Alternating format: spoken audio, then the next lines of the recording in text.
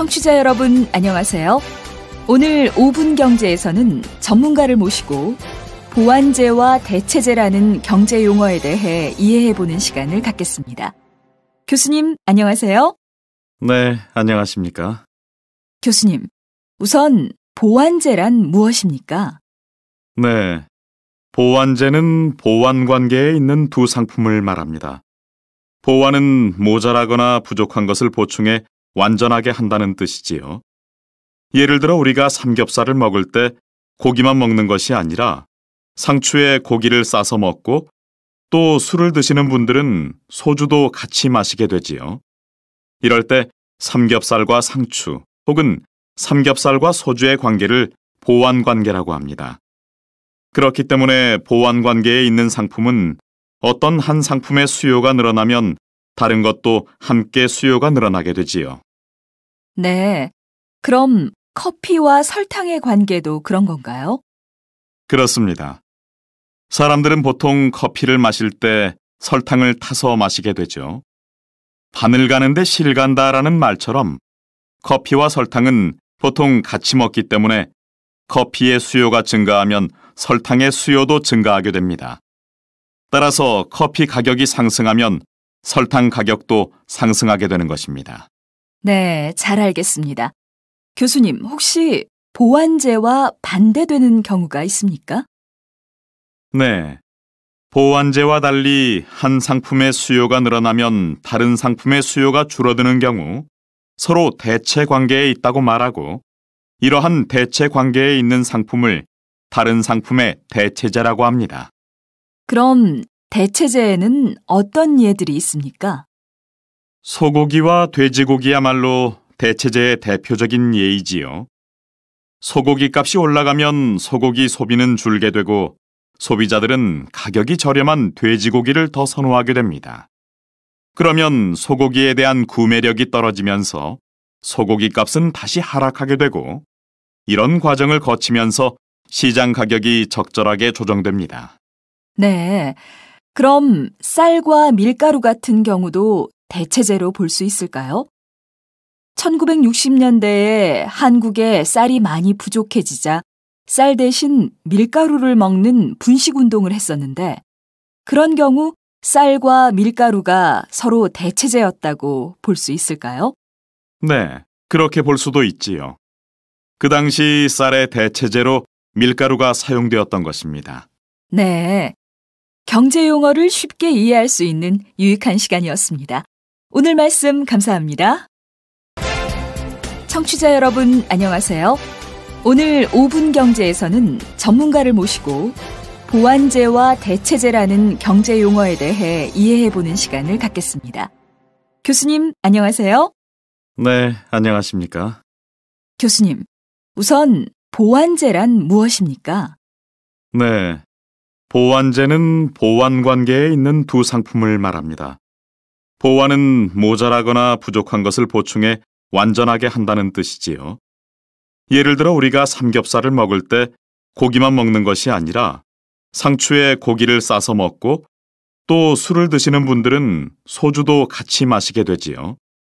이럴 때 삼겹살과 상추 혹은 삼겹살과 소주의 관계를 보완 관계라고 합니다. 그렇기 때문에 보완 관계에 있는 상품은 어떤 한 상품의 수요가 늘어나면 다른 것도 함께 수요가 늘어나게 되지요. 네, 그럼 커피와 설탕의 관계도 그런 건가요? 그렇습니다. 사람들은 보통 커피를 마실 때 설탕을 타서 마시게 되죠. 바늘 가는데 실 간다라는 말처럼 커피와 설탕은 보통 같이 먹기 때문에 커피의 수요가 증가하면 설탕의 수요도 증가하게 됩니다. 따라서 커피 가격이 상승하면 설탕 가격도 상승하게 되는 것입니다. 네, 잘 알겠습니다. 교수님, 혹시 보완제와 반대되는 경우가 있습니까? 네. 보완제와 달리 한 상품의 수요가 늘어나면 다른 상품의 수요가 줄어드는 경우 서로 대체 관계에 있다고 말하고 이러한 대체 관계에 있는 상품을 다른 상품의 대체제라고 합니다. 그럼 대체제에는 어떤 예들이 있습니까? 소고기와 돼지고기야말로 대체제의 대표적인 예이지요. 소고기 값이 올라가면 소고기 소비는 줄게 되고 소비자들은 가격이 저렴한 돼지고기를 더 선호하게 됩니다. 그러면 소고기에 대한 구매력이 떨어지면서 소고기 값은 다시 하락하게 되고 이런 과정을 거치면서 시장 가격이 적절하게 조정됩니다. 네. 그럼 쌀과 밀가루 같은 경우도 대체제로 볼 수 있을까요? 1960년대에 한국에 쌀이 많이 부족해지자 쌀 대신 밀가루를 먹는 분식운동을 했었는데 그런 경우 쌀과 밀가루가 서로 대체제였다고 볼 수 있을까요? 네, 그렇게 볼 수도 있지요. 그 당시 쌀의 대체제로 밀가루가 사용되었던 것입니다. 네. 경제 용어를 쉽게 이해할 수 있는 유익한 시간이었습니다. 오늘 말씀 감사합니다. 요즘 배추값이 폭락해서 농민들이 울상입니다. 배추 한 포기 가격이 1,500원까지 떨어져 예년 평균 3,000원에 턱없이 못 미치고 있습니다. 지난해 가을 배추 한 포기 값이 12,000원을 넘어 김치가 금치로 불리던 때와는 아주 대조적입니다. 이것은 정부가 올해 배추 공급량을 예측했음에도 불구하고 공급이 초과되어 나타난 현상입니다. 그런데 농산물 가격은 왜 이렇게 폭등과 폭락을 반복할까요? 그 이유는 농산물 공급이 비탄력적이기 때문입니다. 가격이 오를 때 공산품은 즉시 공급을 늘릴 수 있는데 반해 농산물은 자연적 제약 때문에 즉시 공급을 늘리는 것이 불가능합니다. 예를 들어서 사과 농사를 지을 때 사과가 한창 익어가는 8월 말에 태풍으로 사과가 다 떨어져 버리는 피해를 입을 수도 있습니다. 그렇다면 이 해에는 사과 생산량이 크게 줄어들어 사과값이 큰 폭으로 오를 것이라고 예측할 수 있습니다. 그러나 이렇게 가격 폭등을 예상할 수 있지만 사과는 짧은 기간 안에 꽃을 피우고 열매 맺게 할 수 없기 때문에 공급량을 빨리 늘릴 수 없습니다. 이에 비해서 공산품인 휴지는 갑자기 소비가 늘어나서 공급이 더 필요할 경우에 공장에서 짧은 기간 안에 비교적 쉽게 생산량을 늘릴 수 있습니다.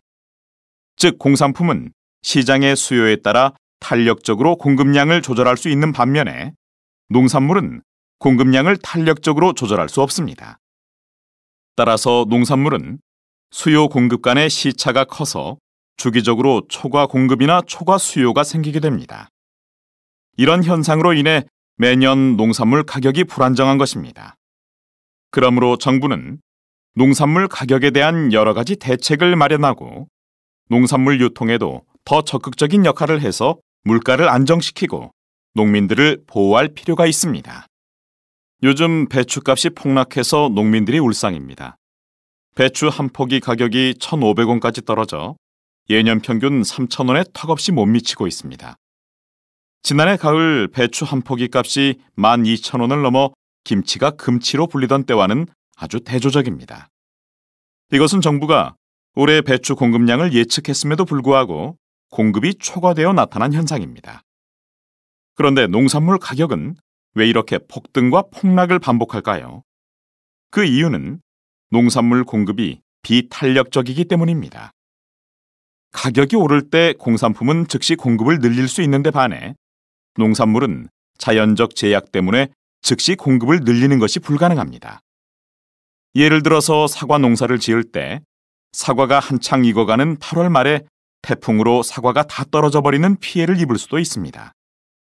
그렇다면 이 해에는 사과 생산량이 크게 줄어들어 사과값이 큰 폭으로 오를 것이라고 예측할 수 있습니다. 그러나 이렇게 가격 폭등을 예상할 수 있지만 사과는 짧은 기간 안에 꽃을 피우고 열매 맺게 할 수 없기 때문에 공급량을 빨리 늘릴 수 없습니다. 이에 비해서 공산품인 휴지는 갑자기 소비가 늘어나서 공급이 더 필요할 경우에 공장에서 짧은 기간 안에 비교적 쉽게 생산량을 늘릴 수 있습니다. 즉, 공산품은 시장의 수요에 따라 탄력적으로 공급량을 조절할 수 있는 반면에 농산물은 공급량을 탄력적으로 조절할 수 없습니다. 따라서 농산물은 수요 공급 간의 시차가 커서 주기적으로 초과 공급이나 초과 수요가 생기게 됩니다.